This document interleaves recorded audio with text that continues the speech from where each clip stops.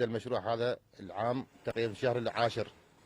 بداية المشروع هذا يتألف هذا المشروع من الأغنام وأبقار حاليا. أول بداية قد يعني بداية المشروع كان العدد 2000 رأس غنم، يعني واحنا إن شاء الله قادمين إلى أكثر من 15000 حاليا يصير العدد الموجود عندنا محافظة بابل في ناحية الشوملي. المعوقات اللي يعني صارت بالطريق؟ والله هي بداية يعني المشروع بس المعوقات الإجازة مالتنا تأخير كان بيها، ما عندنا معوقات أخرى. البيع شلون يكون يعني ذبح أو حي؟ حي وذبح عندنا، وعندنا المحل حاليا بالهاشمية موقع الشركة.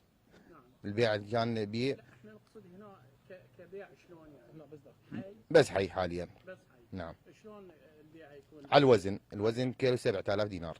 على الوزن. اي نعم. اسمك الكريم؟ انا اسمي ميثاق خلف حمزة. شكرا. السلام عليكم. محطة خيرات الاتحاد التابعة لشركة الاتحاد والاستثمار.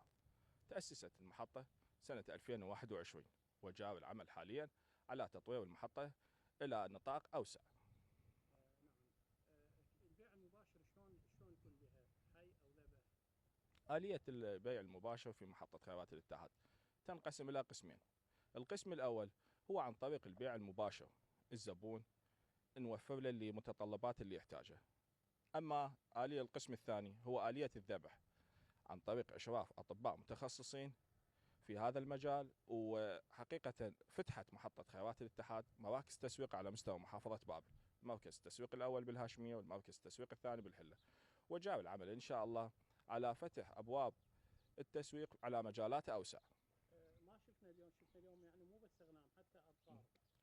محطة خيرات الاتحاد طورت الشغل حقيقة ما يشمل فقط أغنام وأبقار، وإلها إن شاء الله مجالات بعد أكثر وأوسع.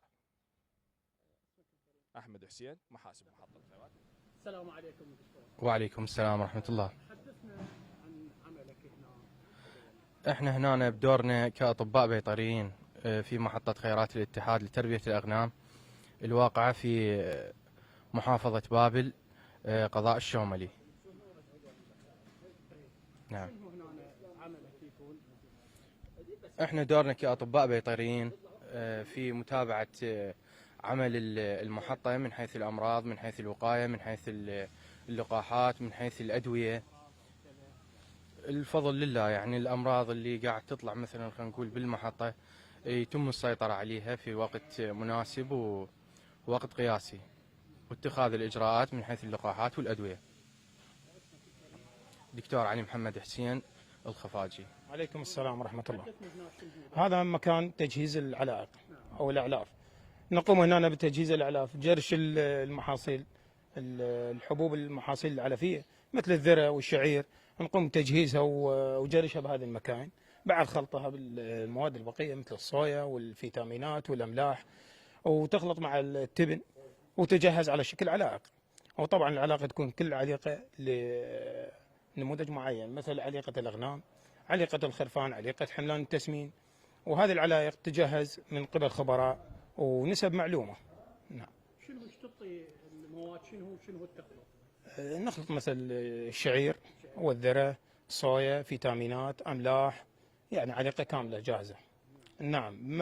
تخلط مع التبن، تبن الجت وتبن الأبيض أو تبن الحنطة احنا نسميه، وتجهز قلت لك على شكل علائق. نعم. مصطفى عيسى، مسؤول تغذية. دكتور علاء جواد كاظم، طبيب بيطري هنا مشرف على القاعات. عملك بالضبط في من يتحدد؟ هنا نشتغل بالسيدار وتوحيد الشياع للاغنام. واجهت صعوبات؟ لا ان شاء الله ماكو كل صعوبات. اذا صار مرض يعني شلون تعالجه؟ شلون نقدر نسيطر عليه باللقاحات وعزل الحيوانات المريضه. دكتور علاء جواد.